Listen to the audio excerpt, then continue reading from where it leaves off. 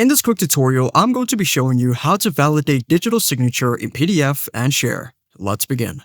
So once you've opened the document, you're going to notice at the bottom it says at least one signature has problems. So what we need to do is head over to the right side and select Signature Panel.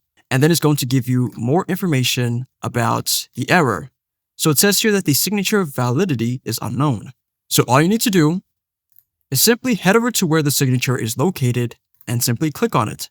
And it says here, signature validation status.